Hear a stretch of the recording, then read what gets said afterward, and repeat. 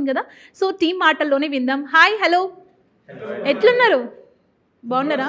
మొత్తం జోర్దార్ నడుస్తున్నట్టుగా, ప్రమోషన్స్ నడుస్తున్నాయి, మీమ్స్ నడుస్తున్నాయి, మీరు ఈవెంట్స్కి వెళ్తున్నారు, మొత్తం ఎక్కడ చూసినా మిత్రమండలే కనిపిస్తుంది.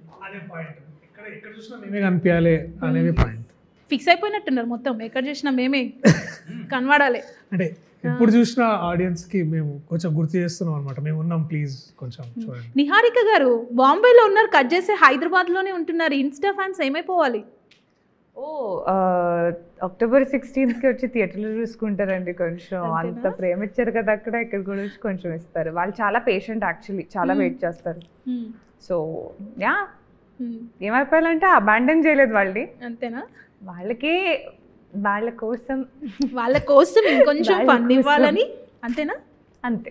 Okay okay. దర్శి గారు ఏంటి మిత్ర మండలి అక్టోబర్ 16th అంటే దీపావళికి ఒక పెద్ద బాంబు పేల్చబోతున్నారా? Big hit. ఎస్, నవ్వుల బాంబు, నవ్వులు ఎక్స్ప్లోడ్ అవుతాయి అనమాట. అంటే థియేటర్లో that is the whole point. అందరికీ పండగ పూట హ్యాపీగా మంచిగా నవ్వుకోవడానికి అంతకంటే గొప్ప ఇది తెలుగు పండుగలు మనకు తెలుసు. It's all family time. మంచి దీపావళి ఎస్పెషల్లీ భారతదేశం అందరము wear the best family times ఉంటాయి. అంటే ఒక సంక్రాంతిగా లాగానే మన దీపావళి కూడా చాలా బాగుంటుంది, మంచి టైం ఉంటుంది.